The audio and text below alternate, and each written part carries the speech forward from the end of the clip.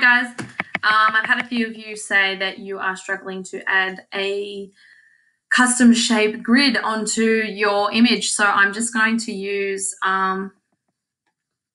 this Bitmoji that I had already saved on my desktop. So as far as I'm aware, most of you can actually access your custom shape tool.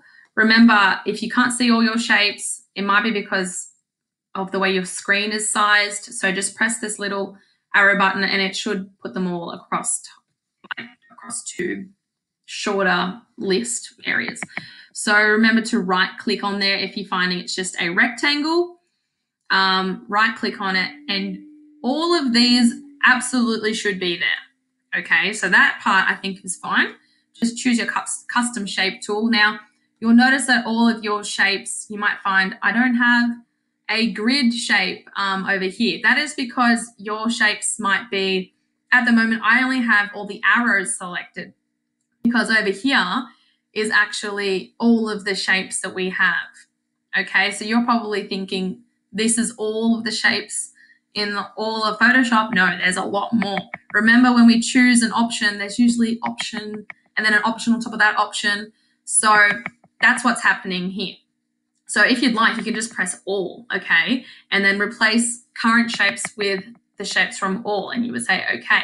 And it will come up with all of your shapes that you could possibly want. So if you'd like, you can also add different elements to any of your photos. I'm happy for you to take, probably not this week, but at some point, you might want to use these at some point. Now you're probably like, I can't find the grid, where is it?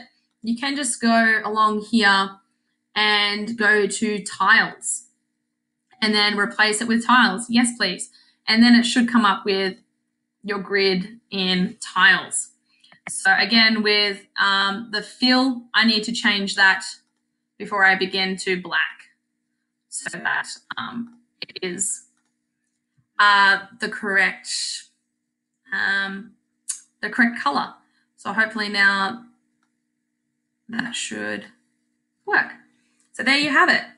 And then remember, if you are having trouble saving it, that you now need to combine these layers. So actually, mine's not quite on there properly. So all I'm going to do is drag it down a little. Hopefully, I'm on the wrong layer. That's why it's not working, guys. It's all about the layer, isn't it? Always have the correct layer highlighted. So I'm just going to make sure it's on because that's annoying me a little bit. And then press enter.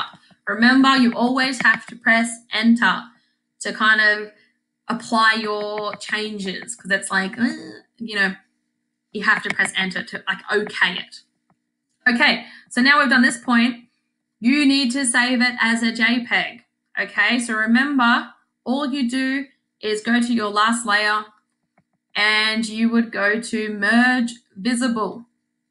Now it's all in one layer. Yay! So again, right click, merge visible, or even flatten image, whatever. Okay, flatten image just is very similar. So then we would go to file, save as, and just make sure that it's either a PNG or a JPEG.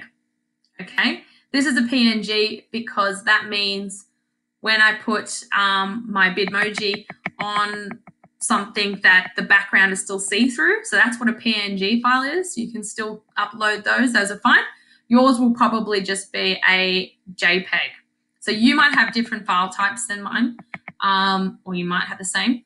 But just this one here that says JPEG, JPEG, JPEG, like a million times. That is how I want you to save your work. And then right wave is what my Bitmoji was called. And you might call it right wave with grid. So that is how you save it, and that is how you find your custom shapes. So now I have that. I might just show you that having the wrong criteria or the wrong selection selected, because you might have objects and you're like, I don't want to have a hand on my page, but there it is. That is how you add other random objects to your page. That's kind of funny. All right, let me know if that doesn't work for you, okay? And also let me know if it did work for you, because I would be interested to know if that's where you were going wrong. Just having the right preset over here, shape. Cool? Cool. Bye, everyone.